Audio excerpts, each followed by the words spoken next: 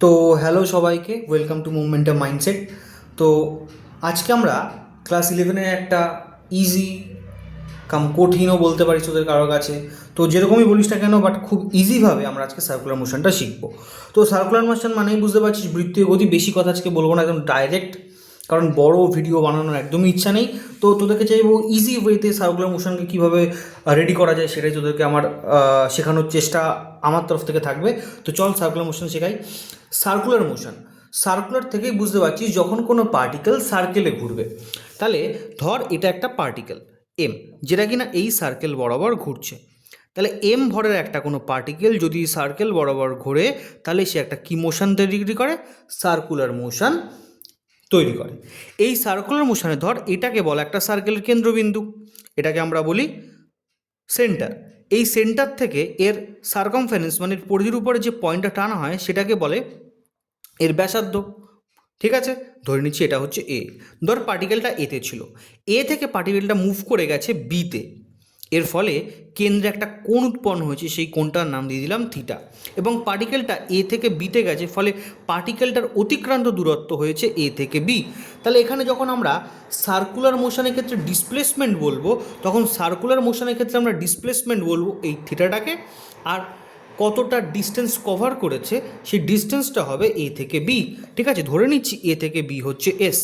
ঠিক আছে, তাহলে এ বি এই বৃত্তচাপটা দৈর্ঘ্য হচ্ছে এস, আর যে অ্যাঙ্গেলটা তৈরি করেছে অ্যাঙ্গেল এ ও বি, এটা হচ্ছে অ্যাঙ্গেল থিটা। তাহলে এসটাকে বলা হয় অতিক্রান্ত দূরত্ব, আর থিটাটা হচ্ছে ওর ডিসপ্লেসমেন্ট বা সরণ। ঠিক আছে, এইবার আমরা নিশ্চয়ই ফর্মুলা জানি, যে ডিসপ্লেসমেন্ট মানে এস আর থিটার মধ্যে ফর্মুলা জানি, ক্লাস 10-এ নিশ্চয়ই শিখেছিস।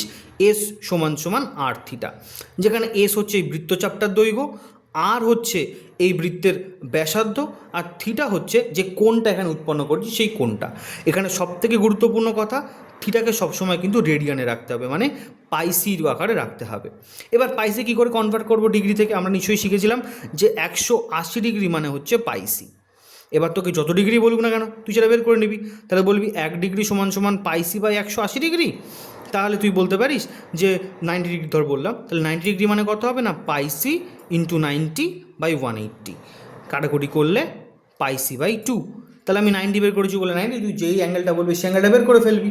তাহলে এইভাবে আমরা কোনো কিছু অ্যাঙ্গেলের ডিসপ্লেসমেন্ট বের করতে পারি সার্কুলার মোশনের ক্ষেত্রে কোনো পার্টিকেলের ডিসপ্লেসমেন্ট। বাট মনে রাখতে হবে যে ডিসপ্লেসমেন্ট যখন বের করব সেটা কিন্তু সবসময় পাইসিতেই রাখতে হবে, ডিগ্রিতে রাখলে হবে না। তাহলে ডিসপ্লেসমেন্ট বের করা শিখে গেলি। এই ডিসপ্লেসমেন্টকে আমরা সার্কুলার মোশনের ক্ষেত্রে ডিনোট করি, ডিসপ্লেসমেন্টকে আমরা সার্কুলার মোশনের ক্ষেত্রে ডিনোট করি থিটা দিয়ে। বোঝা গেল? নেক্সট যেটা আসছে যে বেগ, আমরা রৈখিক বেগ, বা যখন আমরা মানে 1D শিখেছিস তোরা, তখন নিশ্চয়ই শিখেছিস বেগ কাকে বলে না, সময়ের সাপেক্ষে। ঠিক আছে, কোনো পার্টিকেল যে দূরত্ব অতিক্রম করে, ধর 1 সেকেন্ডে কোনো পার্টিকেল 10 মিটার যায়, তাহলে তার বেগ হবে 10 মিটার পার সেকেন্ড, এটাকে বলে রৈখিক বেগ। এইখানে যেহেতু এটা সার্কুলার মোশন, তাই এইখানে সবগুলো কথার আগে একটা করে অ্যাঙ্গুলার কথা অ্যাড হবে। একটা অ্যাঙ্গেলের রেসপেক্ট দেখছিস, তাই নাম হচ্ছে অ্যাঙ্গুলার ডিসপ্লেসমেন্ট। যদি বেগ হয় তাহলে বলবো অ্যাঙ্গুলার ভেলোসিটি, যদি কোনো ত্বরণ হয় তাহলে তোকে বলবো অ্যাঙ্গুলার অ্যাসিলারেশন। ঠিক আছে, তাহলে অ্যাঙ্গুলার ডিসপ্লেসমেন্ট মানে বুঝতে পারলি এখানে কেন অ্যাঙ্গুলার কথাটা অ্যাড করলাম, কারণ এটা আমরা অ্যাঙ্গেলের রেসপেক্টে দেখছি, তাই এখানে সবসময় অ্যাঙ্গুলার ডিসপ্লেসমেন্ট আমরা অ্যাড করছি। এবার আমরা যাব অ্যাঙ্গুলার ভেলোসিটির কথা। অ্যাঙ্গুলার ভেলোসিটি মানে কি? ধর কোনো পার্টিকেল, আচ্ছা অ্যাঙ্গুলার ভেলোসিটি, আচ্ছা অ্যাঙ্গুলার ভেলোসিটিকে আমরা সার্কুলার মোশনের ক্ষেত্রে ডিনোট করি ওমেগা দিয়ে। কি দিয়ে? এটাকে বলে ওমেগা। ডাব্লুর মতো এই চিহ্নটাকে বলা হয় ওমেগা। অ্যাঙ্গুলার ভেলোসিটি মানে কি? অ্যাঙ্গুলার ভেলোসিটি মানে হচ্ছে কোনো পার্টিকেল তার সার্কুলার মোশনে যেই অ্যাঙ্গুলার ডিস্টেন্স যে সময় অতিক্রম করলো সেটাকে বলা হবে ওর অ্যাঙ্গুলার ভেলোসিটি। তাই ওমেগা সমান সমান হয় থিটা বাই টি। এবার আমরা জানি অ্যাঙ্গুলার ভেলোসিটি দু রকমের হয়। কোনো সময় অ্যাভারেজ বললে সেটাকে আমরা কি করি না, ডেল্টা ওমেগা সমান সমান ডেল্টা থিটা বাই ডেল্টা টি, এটা ইউজ করি আমরা অ্যাভারেজের ক্ষেত্রে। আর যদি কোনো ইনস্ট্যান্টে বলে তাহলে সেক্ষেত্রে আমরা ডেরিভেটিভ করি, তাহলে কী হবে, ডিডব্লিউ সমান সমান ডি থিটা বাই ডিটি। যদি কোনো ইনস্ট্যান্টে বলে তাহলে এটা ইনস্ট্যান্টে বের করার ফর্মুলা, এটা হচ্ছে অ্যাভারেজে বের করার ফর্মুলা, অ্যাঙ্গুলার ভেলোসিটি। নেক্সট আসছে অ্যাঙ্গুলার অ্যাসিলারেশন। এবার অ্যাঙ্গুলার অ্যাসিলারেশন মানে কি?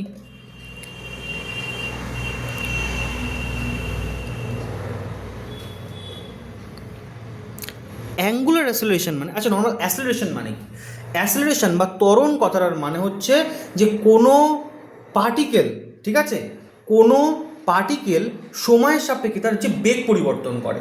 যেমন ধর কোনো একটা পার্টিকেল নর্মাল রৈখিকভাবে যাচ্ছে, মানে ধর রাস্তা দিয়ে একটা সাইকেল যাচ্ছে, প্রথমে ওর বেগ ছিল 5 মিটার পার সেকেন্ড, 1 সেকেন্ড পর হয়ে গেল 6 মিটার পার সেকেন্ড, তারপরে কিছুক্ষণ আবার 1 সেকেন্ড হলো 6 মিটার থেকে 7 মিটার পার সেকেন্ড। এই যে বেগের বাড়ছে আস্তে আস্তে, 5 মিটার থেকে 6 মিটার পার সেকেন্ড, 6 মিটার থেকে 7 মিটার পার সেকেন্ড, এই যে বেগ বাড়ছে রীতিমতো, এই বেগ বাড়াটাকেই বলা হয়, বেগ বাড়ছে মানে ওদের একটা ত্বরণ সৃষ্টি হয়েছে। ত্বরণটা কত? যেহেতু এক এক করে বাড়ছে তাহলে ত্বরণটা হবে 1 মিটার পার সেকেন্ড স্কোয়ার। ত্বরণ মানে বেগ পরিবর্তনের হার সময়ের সাপেক্ষে কী বলে? ত্বরণ। ঠিক আছে, তাহলে এখানে অ্যাঙ্গুলার অ্যাসিলেশন মানে কি হবে? কোনো পার্টিকেল ধর এইখানে একটা বেগ নিয়ে যাচ্ছিল, সেখান থেকে বেগটা বেড়ে এইখানে কিছু একটা হয়ে গেছে, এখান থেকে বেগটা বেড়ে এখানে কিছু একটা হয়ে গেছে, মানে আলটিমেটলি এখান থেকে ঘোরার সময় আর প্রতি ক্ষেত্রে এখানে বেগ বাড়াচ্ছে, এখানের থেকে এখানে বেগ বেশি, এখান থেকে এখানে বেগ বেশি, এখান থেকে এখানে বেগ বেশি, প্রতি ক্ষেত্রে যে বেগ বাড়াচ্ছে, এই বেগ বাড়ানোর ধর্মটাকেই বলা হয় অ্যাঙ্গুলার অ্যাসিলারেশন। ঠিক আছে, তাহলে অ্যাঙ্গুলার অ্যাসিলারেশনের ফর্মুলা কী হবে? অ্যাঙ্গুলার অ্যাসিলারেশনকে আমরা ডিনোট করি আলফা দিয়ে।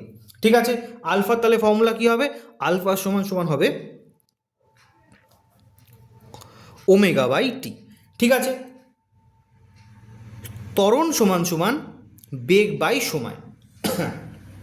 এবার এই অ্যাসিলারেশনও দু রকমের হয়, কোনো ইনস্ট্যান্টে বললে তাহলে সেক্ষেত্রে ডি আলফা সমান সমান ডি ওমেগা বাই ডিটি, আর যদি কোনো আলফার যদি কোনো অ্যাভারেজ বলে তাহলে সেক্ষেত্রে আমরা ডেল্টা আলফা সমান সমান ডেল্টা ওমেগা বাই ডেল্টা টি করি। বোঝা গেল? এটা হচ্ছে অ্যাঙ্গুলার অ্যাসিলারেশন বের করার ফর্মুলা। নেক্সট আমরা যেটা শিখবো সেটা হচ্ছে ওই আমরা নিউটনস লতে যখন কিনা ত্বরণ স্থির থাকে বা ত্বরণ যখন ধ্রুবক হয় তখন আমরা ফর্মুলা শিখেছিলাম ভি স্কোয়ার সমান সমান you square plus 2as, V সমান সমান ইউ মাইনাস এটি নাকি প্লাস এটি, ত্বরণ হয়েছে বলে, ঠিক আছে, প্লাস এটি। তারপরে ছিল এস সমান সমান ইউটি প্লাস হাফ এ টি স্কোয়ার। এই ফর্মুলাগুলোই সার্কুলার মোশনের ক্ষেত্রে কীভাবে লিখবো?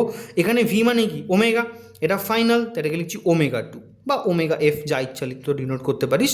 Omega two minus omega one তার স্কোয়ার প্লাস 2। এ মানে ত্বরণ, তাহলে ত্বরণ অ্যাঙ্গুলার অ্যাসিলেশনের ক্ষেত্রে আলফা ডিনোট করি, তাহলে এটা এখানে হয়ে গেল আলফা। এসটা এখানে হয়ে যাবে অ্যাঙ্গুলার ডিস্টেন্সটাকে আমরা থিটা ডিনোট করি, তাই এটা থিটা। ভিটা হয়ে যাবে ওমেগা টু ইকুয়াল টু ইউটা হয়ে যাবে ওমেগা ওয়ান, এটা হয়ে যাবে আলফা, টিটা টি থাকবে। এসটা হয়ে যাবে থিটা, ইউটা হয়ে যাবে ওমেগা ওয়ান, টি থাকবে টিটা হাফ, এটা হয়ে যাবে আলফা টি স্কোয়ার। তাহলে এই ফর্মুলাগুলোই এতে আমি কনভার্ট করে দেখালাম। যদি আবার বলি কী কী বললাম? Circular motion. সার্কুলার মোশন মানে কোনো পার্টিকেল যখন কোনো সার্কেলে মুভ করবে, যেমন এইখানে পার্টিকেলটা সার্কেলে মুভ করছিল, যখন এই পার্টিকেলটা এ থেকে বিতে গেল তখন তাহলে তার সরণ কতটা হয়েছে? সরণ হয়েছে থিটা অ্যাঙ্গেলটা। সার্কুলার মোশনে যে অ্যাঙ্গেল উৎপন্ন হয় সেই অ্যাঙ্গেলটাকেই বলা হয় সরণ। তাহলে এক্ষেত্রে সরণ হয়েছে থিটা। কতটা অতিক্রান্ত পথ অতিক্রম করেছে? তাহলে এই বৃত্তচাপটা পথ অতিক্রম করেছে এ থেকে ধরে নিচ্ছি বৃত্তচাপটা দৈর্ঘ্য এস। তাহলে এস আর থিটার মধ্যে সম্পর্ক জানি, এস সমান সমান আর থিটা, যেখানে এস হচ্ছে বৃত্তচাপ, আর হচ্ছে বৃত্তের ব্যাসার্ধ, আর থিটা হচ্ছে অ্যাঙ্গেলটা। অ্যাঙ্গেলটা সবসময় রেডিয়ানে রাখতে হবে, রেডিয়ান দিয়ে কী করে ডিগ্রিতে কী করে রেডিয়ানে কনভার্ট করতে আমি শিখিয়ে দিলাম। নেক্সট আসছে অ্যাঙ্গুলার ডিসপ্লেসমেন্ট। এই যে অ্যাঙ্গেলটা করলো এটাকেই বলা হয় অ্যাঙ্গুলার ডিসপ্লেসমেন্ট। অ্যাঙ্গুলার কেন? কারণ এইখানে আমরা সব কিছু অ্যাঙ্গুলার রেসপেক্টে দেখি সার্কুলার মোশনে, তাই সব কটা কথার ক্ষেত্রে অ্যাঙ্গুলার ভেলোসিটি, অ্যাঙ্গুলার অ্যাসিলারেশন, সব জায়গায় অ্যাঙ্গুলার কথাটা অ্যাড হবে। বোঝা গেল? নেক্সট যে জিনিসটা আছে অ্যাঙ্গুলার ভেলোসিটি। অ্যাঙ্গুলার ভেলোসিটি মানে কি? আগে নর্মাল ভেলোসিটি মানে জানতে হবে। ভেলোসিটি মানে হচ্ছে ওই সময় কোনো কিছুর বেগ কী ছিল। তাহলে ধর বেগ কি? বেগ হচ্ছে সময়ের সাপেক্ষে সে কতটা পথ অতিক্রম করে। যখন তুই ট্রেনে বলি যে একটা ট্রেন 100 কিলোমিটার পার ঘন্টায় চলে, মানে 1 ঘন্টায় ট্রেনটার গতিবেগ 100 কিলোমিটার ক্রস করা, ঠিক সেরকম। তাহলে বেগ মানে কি? বেগ অ্যাঙ্গুলার ভেলোসিটি মানে এখানে হবে সরণ বাই সময়, থিটা বাই টি। যদি কোনো অ্যাভারেজে বলে তাহলে সেক্ষেত্রে delta omega equal to delta theta by delta t. আর যদি কোনো ইনস্ট্যান্টে বলে তাহলে সেক্ষেত্রে হবে ডি ডাব্লিউ সমান সমান d theta by d t. Angular acceleration. Angular acceleration মানে কি?